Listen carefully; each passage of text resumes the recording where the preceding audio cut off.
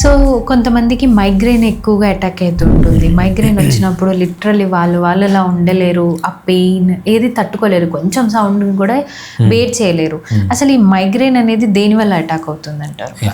మనం బాడీలో ఏ పార్ట్ తీసుకున్నా దానికి మనం మంచి బ్లడ్ సప్లై చేయాలి, రైట్?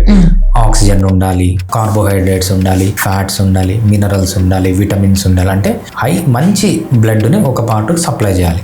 ఒక పార్ట్కి బ్లడ్ వెళ్ళిన తర్వాత ఆ పార్ట్లో ఆ బ్లడ్లో ఉన్న న్యూట్రియంట్స్ అన్ని ఆ పార్ట్ యూజ్ చేసుకొని వేస్ట్ మెటీరియల్స్ రిలీజ్ చేస్తుంది. ఆ వేస్ట్ మెటీరియల్స్ని ఆ పార్ట్ నుంచి మనం తెప్పించేసి మళ్ళీ హార్ట్కి పంపించి దాన్ని ప్యూరిఫై చేయాలి. దాన్ని ఏమంటామంటే ఒక పార్ట్కి మంచి బ్లడ్ని సప్లై చేసేదాన్ని ఆర్టరీస్ అంటాం. ఆ చెడు బ్లడ్ ఏదైతే రిలీజ్ అవుతుందో అది మన హార్ట్కి మళ్ళీ తీసుకొని వచ్చేదాన్ని వీన్స్ అంటాం అనమాట. బ్రెయిన్ లో కూడా ఆర్టరీస్, వీన్స్ అనేవి ఉంటాయి. బ్రెయిన్ లో ఆర్టరీస్ ఉంటాయి. ఆ ఆర్టరీస్ ఏమవుతాయంటే ఇట్లా కాంట్రాక్ట్ అయిపోతాయి, బాగా ఓపెన్ గా. ఫర్ ఎగ్జాంపుల్ 0.5 mm ఉందనుకోండి సైజు, లేకపోతే లోపల 5 mm ఉందనుకోండి. ఆ 5 mm తగ్గిపోతే ఏమవుతుందంటే కన్స్ట్రిక్షన్ అంటాం అనమాట. అంటే బ్లడ్ ఫ్రీగా పోవడం రావడం జరుగుతుంది. ఎప్పుడైతే ఇలా కన్స్ట్రిక్ట్ అయిపోతుందో అది పెయిన్ గా మారుతుంది అనమాట. దాన్నే మనము మైగ్రేన్ చెప్తాం. వన్స్ మైగ్రేన్ వచ్చిన తర్వాత దాన్ని రిలీఫ్ చేయడం ఎలా అంటారు? సో మైగ్రేన్ వచ్చిన తర్వాత రిలీఫ్ చేయడం అనేది పర్సన్ బట్టి ఉంటుందండి.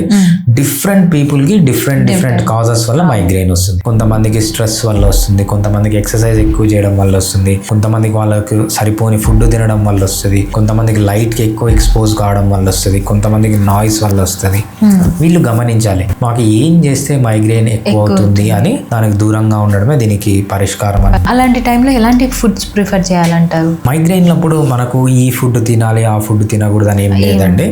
ఏదన్నా ఫుడ్ తింటే పెరిగితే అది స్టాప్ చేయాలి. ఫర్ ఎగ్జాంపుల్ మనం కామన్ గా చూసే ఫుడ్స్ ఏంటంటే మైగ్రేన్ వచ్చేది చైనీస్ ఫుడ్స్ తింటుంటాం, రైట్? చిల్లీ చికెన్, లేకపోతే ఫ్రైడ్ రైస్, నూడిల్స్, ఇవన్నీ తింటుంటాం. ఈ చైనీస్ మెటీరియల్ లో వాళ్ళు అజ్నామోటో అంటాం, లేకపోతే MSG అంటాం, మోనోసోడియం గ్లూటమేట్ అని వైట్ సాల్ట్ లాగా ఉంటుంది, చక్కెర లాగా ఉంటుంది, చేదుగా ఉంటుంది అనమాట.